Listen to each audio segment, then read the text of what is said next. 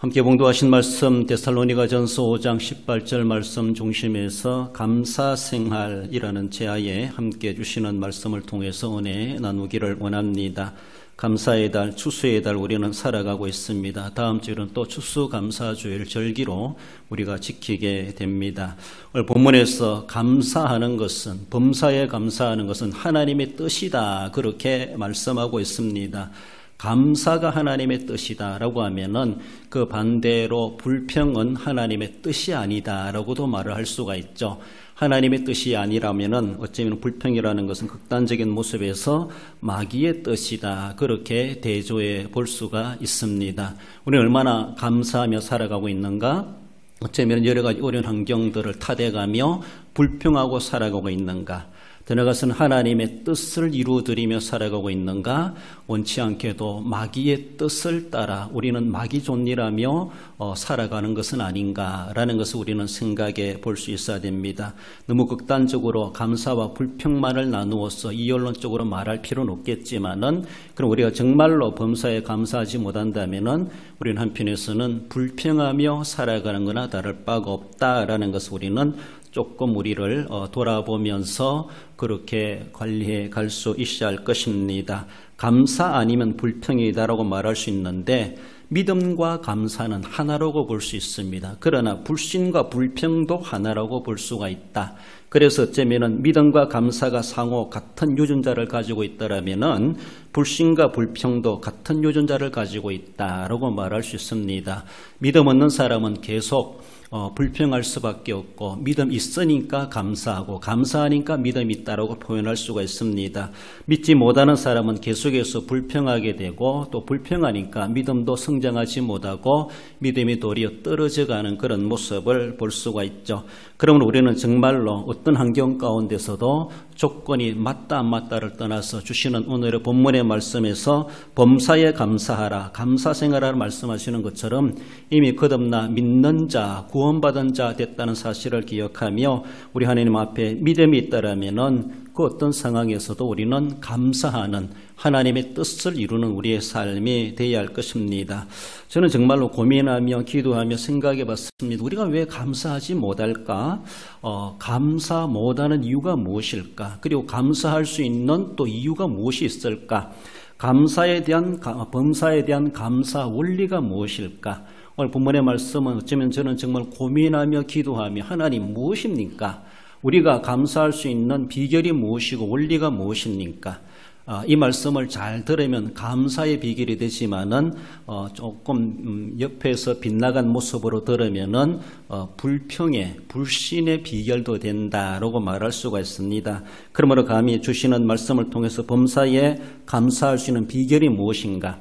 잘못 들으면 범사에 불평할 수 있는 비결도 된다라는 것을 기억하시며 말씀을 분별을 이겼게 우리는 잘 새겨 듣고 우리 하나님 앞에 오늘 주시는 말씀처럼 범사에 감사하는 자가 되어야 할 것입니다. 먼저는 감사 생활은 기억하면서 감사해야 될 것을 말씀합니다. 다르게 보면은 비교해서 감사한다라는 것이죠. 사실 비교한다는 것은 좋은 모습이 아닙니다. 저것보다 이것이 나으니까, 그때보다 지금이 나으니까 비교해서 감사한다. 비교적인 감사죠. 그건 상당히 초급적인, 그리고 유아적인, 아주 어린아이 수준에 불과하다. 그렇게 감사 수준을 말해 볼 수가 있습니다. 하지만은 우리가 비교한다고 하는 것은 좋은 것은 아니지만은, 그러나 정말로 비교할 줄도 아는 것도 필요하다라는 것입니다. 그렇습니다. 그럼 우리는 내가 무엇을 비교할 수 있을까? 오늘 본문에서는 그것을 기억해라, 기억함으로 감사해야 된다라는 것을 우리가 감사의 비결을 생각해 봐야 됩니다. 비교를 잘못하면은 불평, 불만이 생겨날 수밖에 없습니다. 그러나 비교를 잘하면은 정말로 그것이 감사하구나, 감사의 원리구나, 감사할 거리구나 라고 하는 것을 말해 볼 수가 있죠.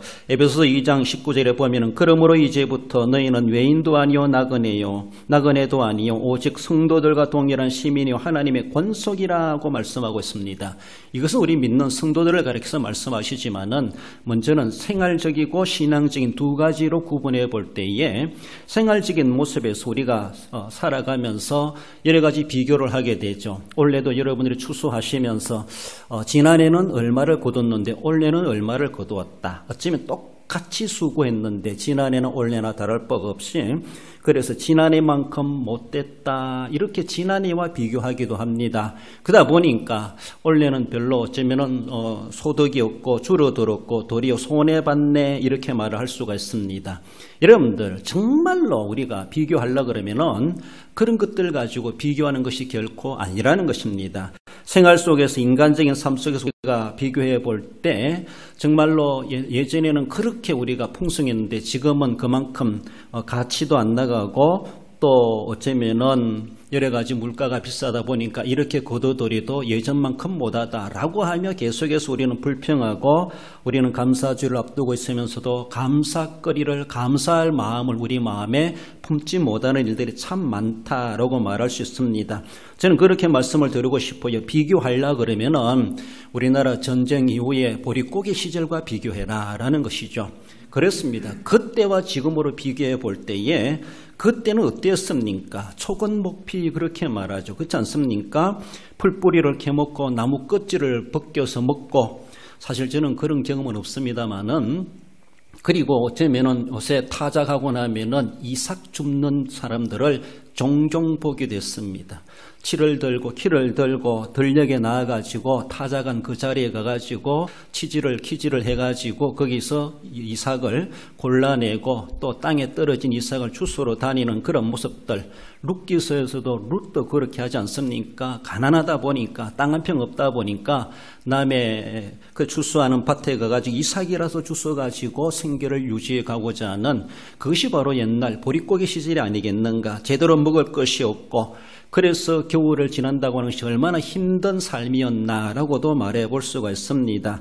어쩌면은 오늘에 와서 우리가 물질적인 모습으로 바라볼 때 그 옛날 50년대 이후 60년대 어쩌면은 산업화되기 전에 우리나라 얼마나 힘들었던가 하루 한 끼 먹는 것도 쉽지 않은 그런 모습 가난해서 굶어 죽는 사람이 널려있는 그런 모습들 이삭을 주스서라도 양식으로 삼아야 하는 그런 시절과 우리는 비교해 보십시오. 그때 비교해 보면 그때와 비교하면 오늘의 모습은 우리가 정말로 음식 쓰레기로 나가는 것이 그때 이삭 죽고 살아간 사람들보다 더 풍성하지 않겠는가라고도 할 만큼 아무리 피농했다 할지라도 우리 냉장고는 가득 차 있고 우리의 날마다 오늘의 음식 쓰레기는 넘쳐나도록 나오는 것을 볼 수가 있습니다. 그러면서도 못했다고 안 됐다고 불평하고 비교를 그렇게 해가지고 하나님 앞에 감사하지 못하고 감사한 마음을 갖지 못하는 것을 볼 수가 있습니다. 우리의 아들들의 세대에 와서 콩사리가 뭔지 모를 겁니다. 밀사리, 콩사리가 뭔가 콩을 뽑아가지고 그 자리에서 불 피워가지고 콩을 구워 먹고 그래서 얼굴 시커멓도록 그렇게 콩을 비벼 먹고 밀을 비벼 먹던 그런 시절들 배고파서 그렇지 않습니까? 생가지를 그래 뽑아가지고 그것을 꺾어가지고 생가지를 간식으로 먹는 그런 시절 무가 여름 겨울날에 간식이었고 어쩌면 감자나 고구마나 들어가서는 어린 시절에 개구리 잡아가지고 뒷다리 구워 먹는 오늘날에 그걸 누가 먹겠습니까? 먹을 것이 없어가지고 그렇게 살아갔던 사람들 교회에서 간식을 주고 떡을 준다 하면은 동네 아이들이 몰려드는 그런 시절들이 우리의 옛날 시절들이었습니다. 요새는 뭐 준다 해도 잘 오지 않습니다. 넘쳐나는 그런 모습이고 저도 좋은 것 값비싼 거 현대적인 것을 줘야 되지 옛날처럼 먹을 것을 준다라는 별로 호감을 갖지 못하는 그런 모습에 경제의 풍성한 가운데 우리가 살아가고 있습니다. 이러면서도 우리가 어쩌면은 비교해가지고 불평하고 어쩌면은 이렇게 소득이 정리 잘 안 됐니 농사가 잘 안 됐니 여러 가지 모습으로 비교해가지고 하나님 앞에 감사하지 못하는 모습 정말로 비교하려고 그러면요 옛날에 굶어 죽을 뻔했던 그때와 물질적으로 비교해 보십시오.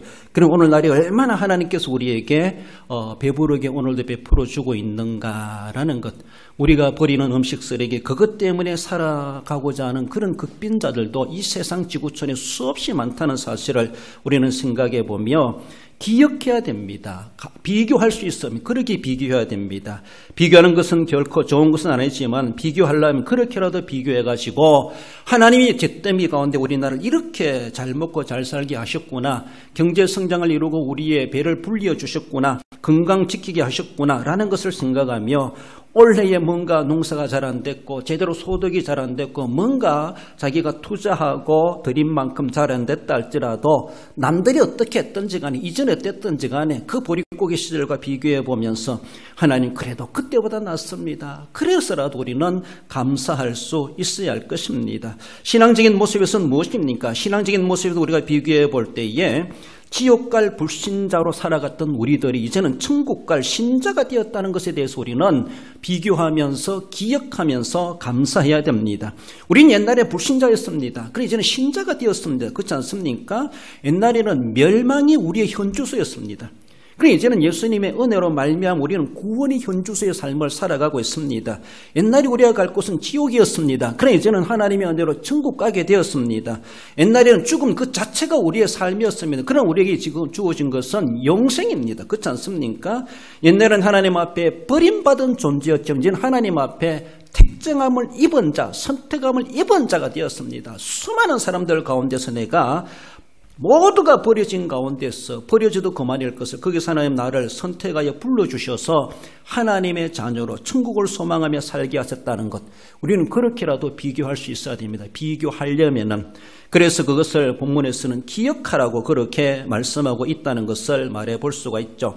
에베소서 2장에는 그런 말씀들을 많이 나열해 주고 있는데 우리 1절에서 3절 읽어봅시다. 앞에 나오는 거. 그는 허물과 죄로 죽었던 너희를 살리셨도다. 그때에는 세상 풍조를 따르고 공중권세 잡은 자를 따랐으니 전에는 육체의 욕심을 따라 지내며 본질상 진노의 자녀이었더니. 예전에 우리가 이런 모습이었습니다. 그렇습니다. 우리나라도 전쟁 이후에 폐허가 되고 어쩌면 전쟁으로 나라가 이 지구상에 없어질 수도 있었을 그런 위기 가운데서도 하나님 구사일생으로 하나님은 그렇게 우리나라를 살려주지 않으셨습니까? 그래서 정치 경제적인 모습에서 여러 가지 모습으로 지금 우리가 세계 대열에 부끄럽지 않는 그런 나라에 세워져 가고 있는 것을 볼 수가 있습니다. 신앙적으로 영적인 모습에서 마찬가지입니다. 옛날에는 본질상 진노의 자녀이었더니 우리 옛날 그런 존재였습니다. 그러므로 이제는 무엇을 생각하라고 말씀하십니까? 2장 11절 12절 읽어봅시다. 그러므로 생각하라. 너희는 그때에는 육체로 이방인이요 할례를 받지 않은 무리라. 그리스도 밖에 있었고 이스라엘 나라 밖의 사람이라. 약속의 언약들에 대하여는 외인이요 소망이 없고 하나님도 없는 자이더니. 그렇습니다. 그러므로 생각하라. 비교하려고 그러면 이런 걸 비교하라는 것입니다. 그래서라도 하나님 앞에 감사의 조건을 찾으려고 해야 되지, 불평의 조건을 찾으려고 하면은 이것이 아무리 기억나지 않고 이런 것들 생각하지 않고 예전에 내가 어땠던가 그런 것도 잊어버리고 오늘의 모습만 생각해가지고 남들과 비교하고 나보다 나은 사람과 비교해가지고 하나님 앞에 나는 왜 복주지 않습니까? 하나님 앞에 불평하고 불신하는 그런 모습들에 있는 것은 아닌가? 그러므로 생각하라 라고 말씀하고, 이 생각하라고 하는 것은 기억하라, 언급하라. 오늘 본문의 배경으로 우리가 생각해 볼 때는 그러므로 감사하라 그런 말입니다. 감사하라. 이것만큼 우리가 감사의 조건이 뭐 있겠습니까? 비교해 본다 할지라도 옛날에는 그러한 존재였는데 하나님도 없이 무할례자로 살아갔고 이방인이고 구원과 전혀 상관없던 우리들인데 우리 하나님께서는 우리를 이렇게 은혜를 베풀어 주셨다라는 것을 우리는 생각해야 됩니다. 그렇습니다. 그러므로 에베소 2장 8절에 보면은 너희는 그 은혜에 의하여 믿음으로 말미암아 구원을 받았으니 이것은 너희에게서 난 것이 아니요 하나님의 선물이라. 값없이 거저 주시는 하나님의 선물, 그 은혜로 말미암아 내 공로 내가 아무것도 수고하지 않았는데 하나님의 값없이 거저 주시는 선물로 말미암아 우리가 하나님의 은혜로 구원받아 이제는 본질상 진노의 자녀가 아니라 이제는 본질상 하나님의 은혜를 입은 자로서 영생 복락을 누릴 자, 하나님의 자녀의 권세를 가진 자가 되었다. 진노의 자녀가 아니라 하나님의 자녀로 우리가 바뀌어졌다. 이 사실을 우리가 믿고 생각하고 기억하고 분명하게 감사해야 될 것입니다. 그렇습니다. 정말로 극단적인 모습에서 먹을 것이 없어가지고 굶어 죽는다 할지라도 우리는 하나님의 자녀가 되는 것에 대해서는 전혀 변하지 않습니다. 하나님의 자녀로 천국을 기업으로 받는 것은 전혀 이상이 없습니다. 내가 병들어 죽는다 할지라도, 내가 사고 나서 죽는다 할지라도, 내가 굶어 죽는다 할지라도 하나님께서 우리를 하나님의 자녀로 삼으신 것, 예수 그리스도를 피값으로 우리를 하나님의 자녀로 삼으신 것, 예수님 당신의 독생자를 십자가에 매달라 피 흘려 죽기까지 하시면서 하신 우리 하나님께서 우리의 구원을 무효시킬 일이 결단코 없다는 것입니다. 우리 구원이 우리가 어쩌면 당하는 어떠한 물질적인 문제, 병적인 문제 이런 것 때문에 우리 구원이 뭔가 이상이 생긴다면은 예수님의 죽으심이 허무하게 되는 것입니다. 결단코 하나님 아버지께서 그렇게 하신 하나님이 결코 아니시라는 것입니다. 우리가 인간적으로 병들어 죽는다 할지라도, 사고로 죽는다 할지라도, 굶어 죽는다 할지라도 우리가 하나님 앞에 받은 그 은혜는 전혀 변함이 없고 하나님의 나라를 유업으로 받고 영생복락을 누리고 하나님의 자녀라 그 권세의 이름은 결단코 변하지 않고 우리는 그렇게 죽는다 할지라도 하나님의 나라를 유업으로 받는 것에 대해서는 전혀 변함이 없다는 사실, 이것을 하나님께서 이미 천명해 주셨습니다. 그러므로 우리가 한 것이 아니고 하나님이 그렇게 하시기 때문에 어느 누구도 자랑할 것이 없고 우리는 그 은혜를 생각할 때 감사하지 않을 수밖에 없습니다. 감사할 수밖에 없다는 겁니다. 이것만 생각해도 감사한데, 이것만 생각해 내가 고난을 받아도 감사하다, 못 먹어도 감사하다. 초대교회 성도들은, 사도들은, 그리고 성도들은 그들은 쫓겨나가고 그들의 재산 몰수당하고 그들은 정말로 수배자가 되고 잡히면 죽임을 당하는, 그래서 피신하고 지하로 들어가고 산속으로 들어가고 무덤사에 살아가고 그렇게 하면서도 그들은 이 권세, 하나님의 자녀의 권세를 주신 것을 잊어버리지 않기 위해서 그것 때문에서라도 나는 물질 없어도 좋다, 나는 고난당해도 좋다, 하나님의 주신 그 은혜를 생각했을 때에 그들은 그렇게라도 고난도 감사해 가면서 이겨냈고 그들이 그렇게 빗뿌린 그 일로 인해서 이 세상에 교회가 세워지고 오늘에까지 세계 복음화가 이루어져 가고 있다고 하는 것을 우리는 결코 잊을 수가 없습니다. 그러므로 기억해야 됩니다. 무엇을 기억해야 합니까? 비교해 본다라면 정말로 옛날에 내가 그래 했었는데 오늘에서 바라보니까 정말로 이러한 모습이 된 것이 너무나 감사하다.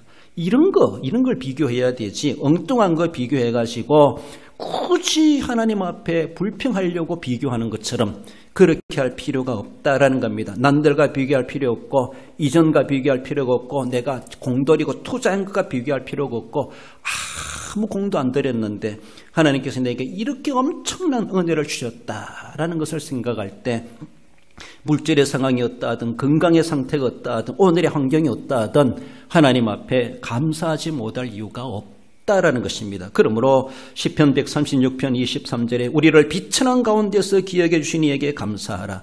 그 인자하심이 영원함이로다. 이스라엘 백성들은 애굽 땅 종되었던 곳 하나님 늘 그것을 그들에 상기시켜 줍니다. 너희들이 그랬었다. 지금 어떻게 되었느냐. 그러므로 하나님 앞에 감사하고 구원의 은혜를 감사하게 되지 않습니까? 하나님이 다윗에게 늘 상기시켜주는 넌 베들레헴 목동이었다. 거기에서 그를 불러가시고 이스라엘의 왕으로 삼으셨다. 하나님이 다윗에게 그것을 계속 상기시킵니다. 그러니까 다윗은 하나님 앞에 늘 찬양하고 감사하지 않을 수가 없습니다. 무명의 소녀로 그렇게 농촌에 살다가 끝난 인생과도 같은 다윗이었는데 하나님은 성군으로 삼아주시고 어쩌면 세상 역사 가운데 그런 왕도 없다 할 만큼 하나님이 그렇게 복을 주지 않습니까? 이스라엘이 그렇습니다. 애굽 땅 종되었던 것과 가나안 땅에 와서 선민이 되고 거룩한 백성이 되었고 세계의 뛰어난 민족이 되게 하신 하나님의 은혜, 그걸 생각해 볼 때 그들은 감사하지 않을 수가 없습니다. 우리도 마찬가지라는 것입니다. 본질상 진노의 자녀였는데 이제는 하나님의 은혜로 하나님의 자녀가 되었다는 것. 내 물질적이고 건강적인 상태가 어떠하다 할지라도 이런 것들을 기억해서라도 우리는 어떻게 하든지 하나님 앞에 감사하려고 하는 그런 자세로 범사에 감사하고 오늘의 물질과 생활적인 모습에서도 어려움이 있다 할지라도 극복해 가면서 주님 앞에 하나님의 뜻을 이루어드리는 감사의 삶을 우리가 살아가야 할 것입니다. 두 번째로 감사 생활은 욕심을 버리면서 감사할 수 있음을 말씀합니다. 야고보서 1장 15절 말씀에 욕심이 잉태한 적 죄를 낳고 죄가 장성한 적 사망을 낳느니라. 예수님의 네 가지 밭 비유의 말씀 가운데서 보면은 정말로 길밭이 있고 돌밭이 있고 가시밭이 있고 옥토밭이 있고 그렇게 말씀하지 않습니까? 우리가 밭을 이야기해 볼 때에 가장 아까운 밭은 가시떨기에 떨어진 씨, 가시떨기 밭이다라고 말할 수 있습니다. 정말 아깝지 않습니까? 길가에 떨어진 씨, 길가는 뿌리도 내리기 전에 새가 주워 먹으니까 이 농사가 애시당초가 안 되는구나. 포기하면 됩니다. 그리고 돌밭에 떨어진 것은 뭔가 뿌리가 내려지다가 돌 때문에 깊이 내리지 못하고 싹 나다가 말라 죽는 겁니다. 그렇지 않습니까? 그러니까 그것도 일찍 포기하면 됩니다. 덜 손해봅니다. 근데 가시떨기에 떨어진 씨, 가시밭은 잘 자라가지고 무럭무럭 이만큼 큽니다. 이만큼 클 때까지 농부가 얼마나 애를 쓰고 물 주고 가물 때 물 주고 또 김매 주고 그렇게 했겠습니까? 근데 결국 크다 보니까 결국은 이것이 결실하지 못하는 결과를 맺는 것이죠. 다 커놓고 결실을 못하니까 얼마나 손해입니까? 가장 안타깝고 아까운 것이 가시밭이다 이렇게 말을 해볼 수가 있습니다. 우리가 농사 지으면서도 다 키워놨는데 9월달에 태풍 와서 한번 싹 썰어버리니까 그러려면 3월 4월달에만 썰어버리면 다시 시작하면 되는데 다 키워놓고 다 익어갈 쯤에 돼가지고 태풍 불어가지고 포도 다 떨어져 해보세요. 얼마나 속상합니까? 그렇지 않습니까? 가장 예수님의 비유밭 중에서 열매 맺지 못하고 손해보게 하고 안타깝게 하는 것이 바로 가시떨기 밭에 떨어진 씨앗이다. 그것을 우리가 계산적으로도 생각해 볼 수 있습니다. 그 이유가 무엇인지 아십니까? 그것은 마가복음 4장 19절에 말씀해 주고 있습니다. 세상의 염려와 재리의 유혹과 기타 욕심이 들어와 말씀을 막아 결실하지 못하게 되는 자요. 이렇게 말합니다. 욕심 때문에 결국 욕심을 버리지 못함으로 결실하지 못하고 그 욕심이 그 사람에게 감사를 못하게 한다는 욕심 때문에. 그렇지 않습니까? 요거밖에 안 되네. 이러니까 감사 못하는 겁니다. 욕심이 마음에 들어와가지고 그것이 염려가 생기고 유혹이 생기고 그래서 기타 욕심이 들어와 전체적인 것을 바라볼 때는 욕심을 이야기합니다. 욕심이라는 것이 결국은 다 키워놓고 어쩌면 막바지에 와가지고 결실하지 못하게 하는 치명적인 병. 이것은 도열별 보다가 더 심한 병이라고 할 수 있어요. 다 키워놨는데 못 따먹게 하는, 못 잊게 만들고 다 키워놓고 떨어지게 만드는 이 욕심의 질병, 욕심의 전염병이 그 마음을 사로잡으니까 결국은 그 씨앗이 열매를 맺지 못했다라고 하는 것으로 마가복음에서는 그렇게 말씀하고 있습니다.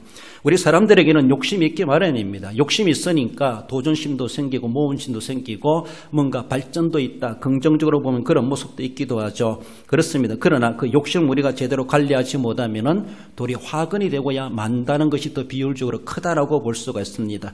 끝없는 인간의 욕심은 결국은 우리에게 불만을 낳게 하게 되고 부정을 갖게 하게 하고 불신하게 만들게 되고 결국은 그것은 불신하니까 죄를 낳게 된다라는 것입니다. 여러분들 욕심이 있으니까 거짓을 하고 욕심이 있으니까 남의 것을 탐내게 되고 욕심이 있으니까 뭔가 빼앗으려고 하고 들어가서는 살인까지도 저지르는 그런 모습을 볼 수가 있습니다. 우리 사람들이 이런 욕심의 씨앗이 다 있습니다. 부패한 근성이죠. 그렇습니다. 이것을 우리가 제대로 관리하지 못하고 싹이 나고 커가는데도 그것이 커가지고 우리가 열매 맺으려고 하는데 목도열병이 생기는 것처럼 다 익은 이삭을 떡 부러지게 만드는 그런 것처럼 이런 욕심이라고 하는 그 병이 우리 속에 계속해서 터져나도록 내버려 두면은 그 욕심 때문에 우리는 결국은 감사하지 못하고 결실하지 못하고 하나님 앞에도 실패적인 인생이 되고야 만다라는 것입니다. 그래서 욕심이 잉태한즉 죄라고 죄가 장성한즉 사망을 낳느니라. 우리의 모습으로 바라볼 때 우리가 감사하지 못하는 것은 내 마음속에 욕심을 관리하지 못하니까 욕심을 다스리지 못하니까 결국은 하나님 앞에 감사하지 못하고 하나님 앞에 늘 불평하고 불만하고 불신해버리는 결국은 그 욕심은 죄를 낳느니라 사망을 낳느니라 그렇게 말씀하지 않습니까? 여러분들 아담 하와가 범죄한 그 동기도 욕심으로 보고 있습니다. 욕심 그렇습니다. 그 욕심 때문에 그들은 선악과를 따먹게 되죠. 가룟 유다의 범죄의 원인이 뭡니까? 그는 물질에 대한 욕심이었습니다. 물질욕이었습니다. 그것을 제대로 관리하지 못했습니다. 아나니아 삽비라 그들은 물질의 욕심을 제대로 관리하지 못하면 결국은 그들은 죽임을 당하지 않습니까? 욕심인 체한즉 죄를 낳고 죄가 장성한 즉 사망을 낳느니라. 이건 정말로 진리적인 말씀인데 우리에게 적용되지 말아야 될 말씀인데 우리가 제대로 욕심을 관리하지 못하면 나도 모르게 그 노선을 탈 수밖에 없고 그 노선대로 우리의 끝은 사망이니라. 죽음밖에 우리에게 기다릴 것이 없다라고 하는 것을 말씀합니다. 그러므로 우리에게는 욕심이 없을 수가 없습니다. 욕심이 있습니다. 그 욕심을 잘 관리해 가야 되는데 욕심 우리가 버릴 수 있어야 되는데 욕심을 못 버리니까 하나님 앞에 감사하지 못한다라는 겁니다. 욕심이나 죄나 사망이라고 하는 건 전 그렇게 말하고 있습니다. 같은 철도 위에 서 있는 하나의 열차이다 이렇게 말할 수 있습니다. 따로따로인 것 같지만 결국은 다 하나에 연결되어 있습니다. 욕심이 있으면 죄를 짓게 되어 있고 죄가 지으면 결국은 사망을 낳는 것은 지극히 당연한 모습이고 하나의 철로에 서 있는 하나의 열차에 불과한 열차이다 이렇게 표현할 수가 있다는 겁니다. 그럼 우리가 있는 욕심은 없을 수가 없는데 그 욕심을 잘 관리하지 않으면 결국은 죄가 되어버리고 그 죄는 결국은 우리를 망하게 만드는 일이 되고야 만다라는 겁니다. 대표적인 성구의 말씀으로 바라볼 때 디모데전서 6장 10절에 보면 돈을 사랑함이 일만하게 뿌리가 되나니 이것을 탐내는 자들은 미혹을 받아 믿음에서 떠나 많은 근심으로써 자기를 찔렀도다. 돈을 사랑함이 다르게 돈에 욕심을 내미 이런 말이죠. 돈을 욕심을 낸다고 하는 것, 돈을 사랑한다는 겁니다. 돈을 사랑함이 돈에 대한 욕심을 가질 때에 일만하게 뿌리가 되나니 결국은 그 욕심 때문에 결국은 근심으로서 자기를 찔렀도다. 그 돈이 자기를 찌르는 비수가 되어지고 내 심장에 박히는 화살이 될 수가 있다는 것을 우리에게 경고해 주고 있습니다. 우리가 돈도 필요하고 물질의 부도 필요합니다. 그 욕심을 필요하기도 합니다. 그러나 그것을 제대로 관리하지 못하니까 결국은 내가 가진 돈에 내가 치여 죽는 그 돈이 나를 죽이는 어쩌면 화살이 될 수도 있다라는 사실을 우리에게 경고해 줍니다. 우리가 감사하지 못하는 이유가 무엇인가? 하나님 우리가 왜 감사하지 못합니까? 곰곰이 고민하며 기도해 볼 때 하나님이 그렇다. 우리가 욕심을 버리지 못하기 때문이다. 그것을 깨닫게 됐습니다. 여러분들 욕심 관리 잘해야 됩니다. 욕심을 버릴 때에 거기에는 분명한 감사가 있다. 그러므로 욕심을 잘 관리함으로 도리어 우리 하나님 앞에 더 감사거리를 만들어내고 감사할 수 있는 우리의 모습들이 되어져 가야 합니다. 마지막으로 감사의 생활은 자족함에서 감사할 수 있음을 말씀합니다. 우리 사도 바울이 고백해 주는 빌립보서 4장 11, 12절 읽어봅시다. 내가 어떠한 형편이든지 나는 자족하기를 배웠노니 나는 비천에 처할 줄도 풍부에 처할 줄도 알아 모든 일 곧 배부름과 배고픔과 풍부와 궁핍에도 처할 줄 아는 일체의 비결을 배웠노라. 할렐루야. 그렇습니다. 많은 사람들이 자족하지 못하니까 감사하지 못한다는 겁니다. 그렇습니다. 그러니까 뭘 보면서도 이거밖에 없네 이렇게 말 이거밖에 없네. 똑같은 양을 보면서 어떤 사람은 이만큼이나 있네 이렇게 보는 사람도 있다는 것이죠. 똑같은 물병에 물들은 거 보고 반 있는 거 보고 반밖에 없네 이렇게 말하는 사람이 있고 그 사람은 반이나 있네 이렇게 말하는 사람이 있습니다. 그 사람의 사고방식이에요. 그 사람의 의식이에요. 그 사람의 정신자세예요. 그 사람의 보는 시선에 관심이 무엇인가를 보는 거예요. 어떤 사람은 그것을 부정적으로 보고 어떤 사람은 그걸 긍정적으로 보는 거예요. 그렇습니다. 이거밖에 없네 이렇게 보는 사람이 있고 이만큼이나 있네 이렇게 보는 사람이 있습니다. 반밖에 없네 이렇게 보는 사람이 있고 반이나 있네 이렇게 보는 사람이 있다는 것이죠. 우리는 어떤 입에 말들을 많이 하고 어떤 생각들을 많이 합니까? 그렇지 않습니까? 어떤 할머니가 그렇게 이야기하는 걸 들었어요. 우리 엄마는 원래 최고로 농사 잘 됐다는 거 그렇게 말한다는 거예요. 실제적으로 최고로 잘 된 게 아니래요. 그럼에도 불구하고 깨를 거두면서도 콩을 거두면서도 원래 최고로 잘 됐다. 지난 만큼 되지 않았어도 입술의 고백이 그분은 최고로 잘 됐다고 이렇게 흥얼거리고 콧노래 부르면서 깨를 거두고 콩을 거두고 그렇게 하신다는 거예요. 얼마나 좋습니까? 그렇지 않습니까? 예수님 안 믿어도 그렇게 생활하는 사람이 있습니다. 작년만큼 못 거다 드렸어도 내가 그렇게 물 주고 김매고 수고한 것만큼 안 된 것 같아도 정말 실제로 그러하다 할지라도 원래가 최고로 잘 됐다. 원래가 최고로 많이 거뒀다. 정말로 거룩한 거짓말도 할 줄 알아야 됩니다. 이 긍정심입니다. 그런 자세로 우리가 살아가야 되죠. 그렇습니다. 감사하는 사람은요,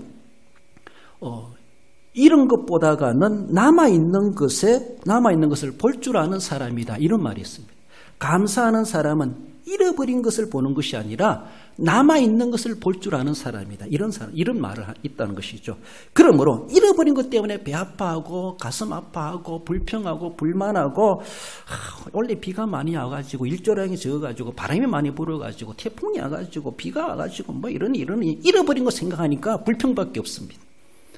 그런 날씨 가운데서도 하나님 이만큼이나 주셨네. 이렇게 남겨주셨네. 얼마나 똑같은 걸 가지고도 그렇게 말하고 있습니다. 똑같은 걸. 어떤 사람은 잃어버린 걸 보고 있어요.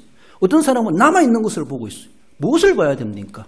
굳이 왜 잃어버린 걸 이야기합니까? 그런다고 뭔가 그게 되돌아옵니까? 아무런 소용없는 것을 그것을 자꾸 거기에 신경 쓰고 관심 가지고 그게 마음 써가지고 스스로 병들어. 그러니까 감사하지 못한 사람은 병들 수밖에 없습니다. 잃어버렸어도 태풍이 지나갔어도 홍수가 됐어도 일조량이 적었다 할지라도 비가 자주 왔다 할지라도 그래도 하나님 이만큼이나 남았네 라고 생각해 보면은 그 자체가 감사거리가 아닙니까? 그렇습니다. 감사해야 되죠. 그렇습니다. 범사에 감사하라는 것은 범사란 말은 모든 상황과 환경에서라고 말해요. 모든 상황과 환경에서. 그래서 우리가 이 말씀 앞에 부담감을 가져야 되죠. 얼마나 우리가 이것이 하나님의 뜻이라고 말씀하고 있는데 그 뜻을 이루기 위해서 우리는 얼마나 모든 상황과 환경에서 감사하고 있는가. 우리는 환경 따지고 상황 따지고 그래 맞아야만이 감사하는 것. 그건 하나님의 뜻이 아닙니다. 범사란 말은 모든 상황과 환경에서 어떤 환경이 주어지든 간에 감사하라. 먼저 감사부터 해버리는 겁니다. 먼저 감사하는 겁니다. 하나님의 뜻이라고 하니까 어찌라도 해보자. 여러분들 해보세요. 저는 실제로 경험이기도 합니다. 정말로 일들이 막 사고가 겹겹이 일어나는 것을 보면서 정말 이럴 때 정말로 불평하게 되는 것 싶어가지고 그렇지만 감사해보자. 하나님 감사합니다. 그래도 감사합니다. 그래도 감사합니다 하니까 나중에는요 이게 언제 그런 일이 있었는지 정말로 싹 가시고 거기는 후유증이 남지 않고 도리어 그것 때문에 더 기쁨이 넘쳐나고 하나님께서 더 사람들에게 인정받게 되는 그런 모습들을 저는 실제로 경험해 봤습니다. 일부러 시험해 볼 필요 없지만은 어떤 일들이 겹겹이 주어진다 할지라도 감사를 했으니까 이것도 감사해 보자. 이것도 감사해 보자. 그래도 감사해 보자. 그러니까 감사해 보자. 감사해 보십시오. 정말로 그것 때문에 병들지 않습니다. 감사하면 도리어 내 마음이 치유가 되고 위로가 되고 그것 때문에 야단 맞고 그것 때문에 엉눈임을 받고 그것 때문에 위축됐던 마음들이 해결됩니다. 거기에서 새로운 힘을 얻습니다. 힐링을 얻습니다. 새로운 소생함을 얻습니다. 마음으로도 그렇습니다. 뿐만 아니라 실제적인 상황도 바뀌어지더라는 것이죠. 하나님께서 감사할 거리로 되게 정말로 감사할 거리가 되도록 하나님이 그렇게 역사해 주신다는 것이죠. 감사는 감사를 낳게 되어져 있습니다. 불평은 불평을 낳지만은 그렇습니다. 그러므로 범사에 감사하라. 이건 하나님의 뜻이라고 말씀하고 있는데 자족하지 못하면은 감사할 수 없다. 사도 바울이 빌립보서 4장에 나오는 말씀처럼 그가 불평을 하면 얼마든지 불평할 수 있습니다. 사도 바울만큼 하나님 앞에 일편단심 헌신한 사람이 어디 있겠습니까? 그럼에도 불구하고 사도 바울은 그만큼 그 사람만큼 고난당한 사람도 없다 이렇게 말할 수 있습니다. 종합병원과도 같이 그렇게 병을 안고 살아가면서도 그렇게 고난 당해가면서도 이방인들 동족들에게 고난 당하면서도 그러면서도 그는 감사하지 않습니까? 그래서 그가 주신 오늘 본문의 말씀 범사에 감사하라. 사도 바울의 고백이고 우리의 가르침의 말씀이기도 합니다. 앞서간 모든 선조들 어쩌면 사도들 모든 믿음의 사람들은 범사에 그렇게 감사할 줄 알았던 사람들이고 비천에 처할 줄도 풍부에 처할 줄도 아는 그런 비결을 배웠고 터득해가며 어떤 상황에서든지 자족할 줄 아는 비결을 터득했으므로 그런 가운데서도 감사할 수 있었고 거기서 그들은 결코 좌절하지 아니하고 인생이 실패되지 아니하고 하나님이 보란듯이 영광 돌려드리고 그렇게 우리에게 신앙의 영웅으로 소개되고 있지 않습니까? 빌립보서 4장 6절 말씀에 아무것도 염려하지 말고 다만 모든 일에 기도와 간구로 너희 구할 것을 감사함으로 하나님께 아뢰라. 뭔가 구하는데 감사는 빼놓고 구할 때가 얼마나 많습니까? 불평거리가 있으니까 불평만 늘어놓는 것. 그 불평거리를 감사함으로 아뢰라. 감사함으로. 그래 기도와 간구로 너희 구할 것을 감사가 있어요. 감사함으로 불평거리도 감사함으로 구해보라는 겁니다. 그것이 우리가 해야 될 기도의 자세라는 것이죠. 데살로니가전서 1장 2절에서도 사도 바울은 그 데살로니 교회에 우리가 너희 모두로 말미암아 항상 하나님께 감사하며 기도할 때에 너희를 기억한다 이렇게 말하고 있습니다. 감사하며 기도한다는 겁니다. 많은 초대 교회들이 고난을 받고 여러 가지 유대인들과 이방인들에게 그렇게 핍박의 대상이 되며 여러 가지 또 이단들이 영지주의자 이런 것들이 신앙을 왜곡시키고 그런 시험들이 많지만은 그래도 불구하고 그 어려움당하는 고난당하는 성도들을 가리켜서 그래도 하나님 앞에 우리는 감사하며 너희들을 위해서 기도한다. 그렇게 감사를 결코 빼놓지 않습니다. 여러분들 추우마 추운 대로 감사하시고 더우마 더운 대로 감사하시고 비가 오나 눈이 오나 바람이 부나 이런 말 쉽게 하죠. 정말로 비가 와도 눈이 와도 바람이 불어도 감사하다. 그렇습니다. 건강하든지 병고를 앓든지 기분이 좋든지 나쁘든지 잘 되든지 못 되든지 거둔 것이 많든지 적든지 그렇습니다. 내가 계획했던 것이 성공적으로 이루어지든지 실패를 하든지 생활하는 것이 힘들든지 편안하든지 더 나아가서는 내가 살아도 죽어도 살든지 죽든지 난 하나님 앞에 감사할 것밖에 없다. 우리는 감사밖에 없습니다. 감사는 하나님의 뜻이지만은 불평은 마귀가 좋아하는 것이고 마귀의 뜻이다 라고 우리는 극단적으로 생각해 볼 필요가 있습니다. 그러므로 감사 못하는 것은 불평의 기울이져 있는 거나 다를 바가 없습니다. 그러므로 일부러라도 감사하려고 하고 일부러라도 감사거리를 만들려고 하고 감사 편들어가는 그런 모습 속에서 감사를 찾아가야 됩니다. 그렇게 되어질 때 정말로 감사거리들이 눈에 보이고 감사하게 되어지고 하나님 앞에 정말로 그러니까 범사에 감사하라 그렇게 말씀하시는구나. 범사에 감사할 때 이런 은혜가 있구나 라고 하는 것을 삶 속에서 우리가 실제적으로 체험하지 않겠는가라는 것입니다. 우리 고린도전서 10장 31절 읽어봅시다. 그런즉 너희가 먹든지 마시든지 무엇을 하든지 다 하나님의 영광을 위하여 하라. 할렐루야. 이것만큼 하나님 뜻이 어디 있습니까? 이건 본문에서 하나님의 뜻이니라고 말씀하고 있습니다. 먹든지 마시든지 다 하나님의 영광을 위해서 먹어도 영광, 안 먹어도 영광, 추워도 더워도 비가 오나 눈이 오나 바람이 부나 건강하나 질병이 있으나 기분이 좋으나 나쁘나 잘되나 못되나 많으나 적으나 우리 하나님 앞에 난 하나님의 영광 되길 원합니다. 하나님 앞에 감사하지 못하면서 어떻게 하나님께 영광을 돌릴 수가 있겠습니까? 하나님의 뜻을 이루는 삶 속에 하나님 우리에게 정말로 감사가 꼬리를 물게 하시고 감사가 넘치게 하시고 실제적으로 감사 생활하게 하신다는 은혜를 우리는 소망할 수가 있습니다. 말씀을 맺습니다. 우리 성도 여러분, 비천함에서 풍성케 하신 하나님의 은혜를 우리는 생각하며 감사하십시다. 나는 그런 존재였는데 오늘 와서 보니까 정말로 이러한 존재가 되었구나라는 것을 생각해 보며 비천한 자였는데 이렇게 영적으로 육적으로 풍성케 하셨구나 베푸신 은혜를 생각하며 감사하십시다. 욕심을 버림에서 오는 은혜를 우리는 소망하며 감사하십시다. 욕심을 남겨두고 하나님 앞에 어떤 은혜를 우리가 바랄 수가 있겠습니까? 하나님은 욕심부터 비워라. 그럼 그 빈자리에 내가 너에게 은혜를 부어주마 라는 것을 기억하며 욕심을 버릴 때 실제적으로 감사함이 넘쳐나는 은혜가 있다는 것을 기억하십시다. 자족하는 긍정심에서 누리는 은혜 정말로 자족해보자. 이것이라도 하나님 앞에 감사하며 감사합니다. 늘 긍정심을 가지고 생활해 보십시오. 거기에서 주신 하나님의 평안함과 또 물질적인 영적인 풍성한 은혜가 분명하게 있다는 사실을 기억하며 자족할 줄 아는 감사 생활이 되어야 할 것입니다. 범사에 감사함으로 늘 감사 생활하심으로 하나님의 영광을 나타내시고 하나님의 뜻을 이루며 하나님께 기쁨이 되어지는 우리 성도 여러분들 되시기를 주님의 이름으로 축원드립니다.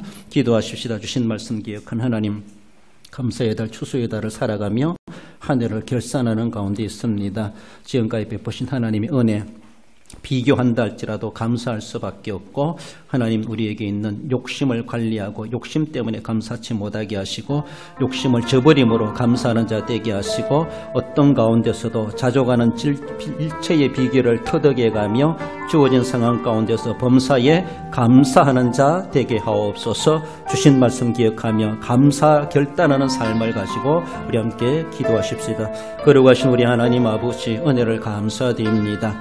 범사에 감사에 감사하라. 이것이 하나님 우리를 향하신 뜻이라고 말씀하고 있습니다.